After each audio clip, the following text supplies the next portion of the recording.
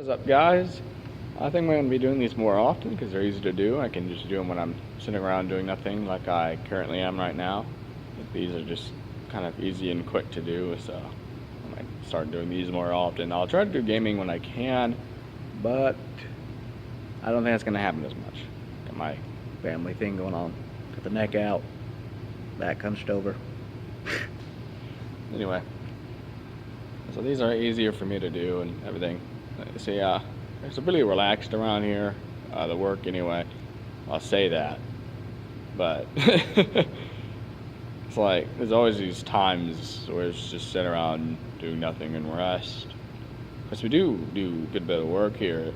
It's harder working for a church than what most people would think.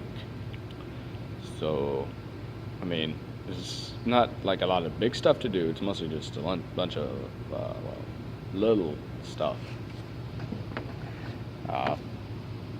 And a bunch of little stuff takes some time to do, like mopping, moving things. It's just moving tables. Like I did that we did that earlier this morning, and so replanting plants because someone keeps stealing them. That's another thing. Yeah, we live in the ghetto. Well, we live in the ghetto. The church is in a ghetto, and it kind of you can expect as much. It's not like so bad where you can't step outside, but it's bad enough where you kind of need to keep an eye over your shoulder, an eye on your back or something. And I've never really been. Well, I have been attacked once.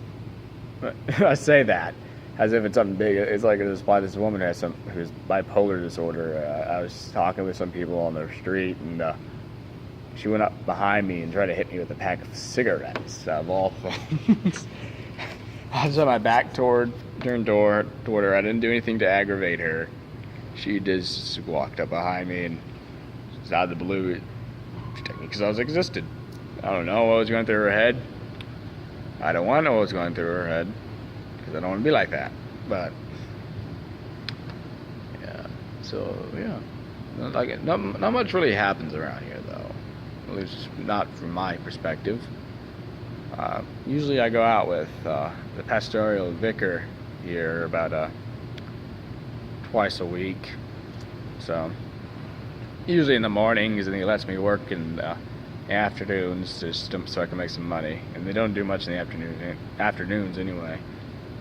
What he usually mostly does is he usually does hospital ministry. He goes out to local hospitals here, visiting people from our parish who are sick, and if someone else needs them, he can be there for them. And he usually goes out to like nursing homes and says a mass there. Oh, there's a really bad one. It's for people. It's a nursing home for people who are mentally stable. They have like dementia and stuff like that. Kind of not mentally stable. And it's old, and it's not the best place, in all honesty. I've seen better. It's dirty. It's kind of. I don't know how to explain it. I don't want to give the name away, because it's not my place to be gossiping about places. But it's something. It's usually, usually the same people. Same things happening. The last few times that I've been out there, it's been pretty quiet, really. But usually there's always some guy who gets up and wanders around during mass, and eventually just kind of wanders up the door. There's this one lady, there's someone who was kind of making some noise, and she was like, "Hey, shut up and give that man some respect." And the deacon, he wasn't a deacon at the time, but the deacon was reading the reading of the day, the first reading. It was just funny. But I mean, you can't expect much from that. Other places are pretty nice. There's some good ones. There's some that are pretty decent. It's good to get some experience from that. And I'm happy to be going out with them. Yeah. I like this parish a lot, in some ways, but because I grew up here. This is my home parish. I went to catechism here. It's just, man, I'm thinking about whenever up to Ohio. I'm not gonna see this place too often because I'm gonna be started being assigned to different parishes over my summer break. And well, that and I won't be really coming home for holidays because it's kind of expensive to do that. It's not really any time for me to do that. It's easier just to stay up in Ohio, really. My sister did have a son, and she made me the godfather of him. He's going to be baptized around Thanksgiving, and I'm gonna try to fly to where they live at for that, to stay there for the half week I get off. If they can move it to a day that's available for me to be there. And well, if they can, great. If they can't, well, I'll just have a proxy stand in my place and take the vows for me. I wish I could be there, and I hope I will be able to be there, but you don't really know. Because it's not really my place to say, but I'm happy for them. My other sister, too, is going to have a kid soon. I'm not sure if it's a boy or girl. I haven't heard too much from her. But I'm happy for them. Man, it's funny because I'm so young compared to my siblings. Like my brother, he's the second youngest, and he's 8 years older than me. You know, my sisters, they're even older than that. So I'm literally like trailing behind here. I kind of basically grew up an only child, almost. So, nope. There we go. Kind of funny how things work out that way. Man, well, that's basically a little bit about me, about my home parish here. Like I said in my last video, I'm gonna go to the seminary more than likely, and I haven't really unapplied, whatever you call it. I can't think of the word right now. Well, yeah, I haven't I'm just gonna say I haven't unapplied from my college I went to this past school year, because I'm waiting for the psych eval, see how that goes, and if that works out, it works out. So I'm hoping the Josephina will take me, because that's where the bishop wants to send me. Poor man.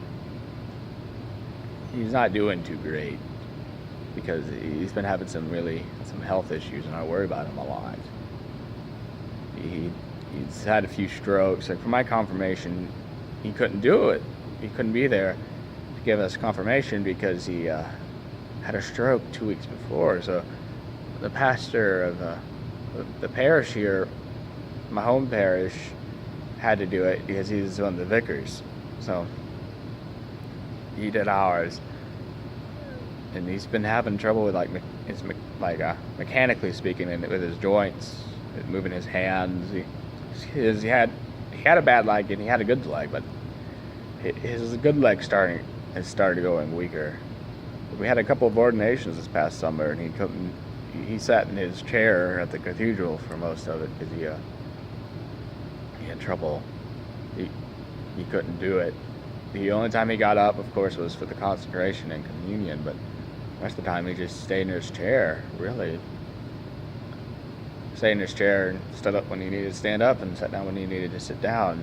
He didn't process in. He was just sitting there while we were processing in.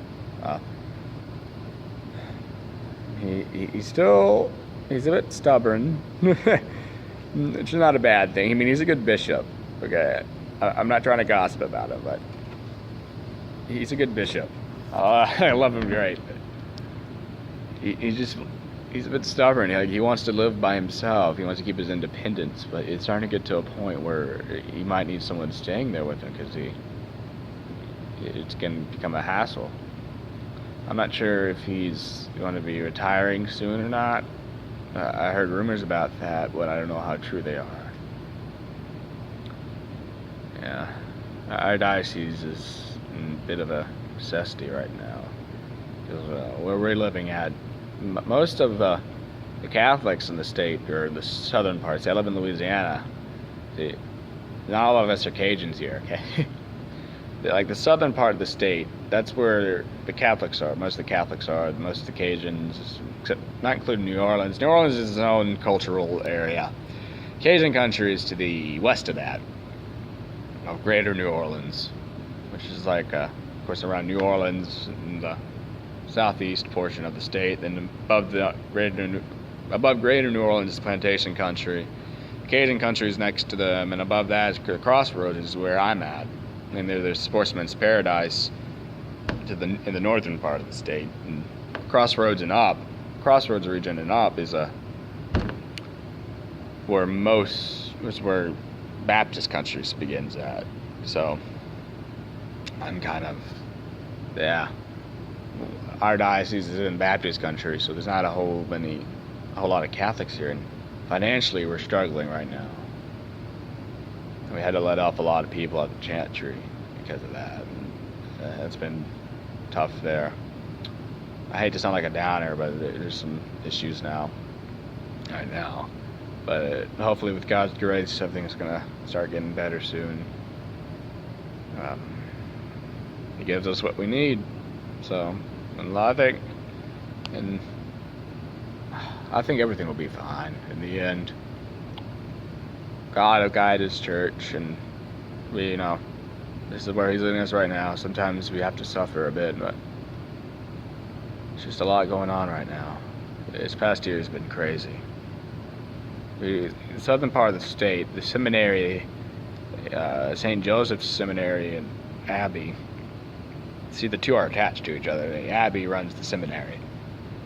Anyway, so that flooded down there this past year.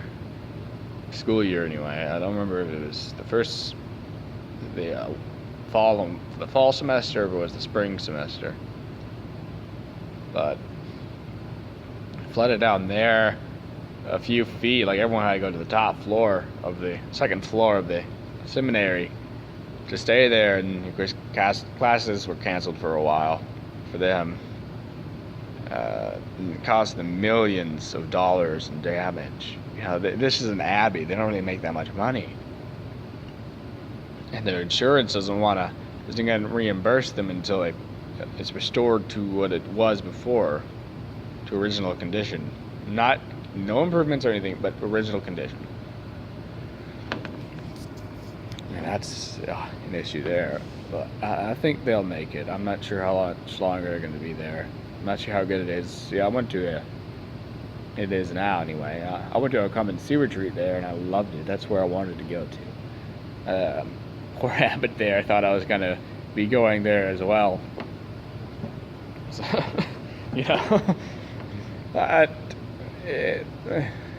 His Excellency wanted to send me up to Ohio. That's fine. Because one of our seminarians up there is about to leave about a year or so, and so what they like to do here is they like to try to keep us together in pairs. So, keep a couple people together at this one seminary, give another couple of people another one. The diocese here, our diocese, really tries to send us to the high-end seminaries. They try to give us a good education and everything. And it's a great diocese. I love it. It's just I hate to see it struggle right now. But there's not much I can do about that. Just do my part and do what God wants me to. Hey guys, I really suggest that you can donate to your home, your parish, wherever you're at, and donate to your diocese. It doesn't have to be all the time. It doesn't have to be regular, but it doesn't even have to be a lot of money. Just a little bit. Every little bit helps the church, okay? Because some places like our diocese here, it's struggle financially.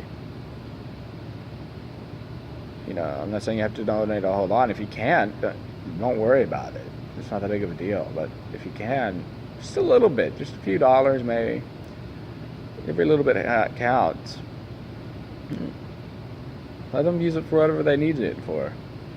mean, if you're putting the money in for a specific reason, that's great, and they'll use it for that reason. I'd hope, but just think about it. Okay, we don't really make a whole lot of money. We only get it through donations, mostly, and fundraisers. So the best you can do is help donate money. That's one way you can help out your diocese, your parish, because they need it. They don't get a whole lot. All right. I think I'll leave it off there. I'll see you guys in the next one. All right. Bye-bye.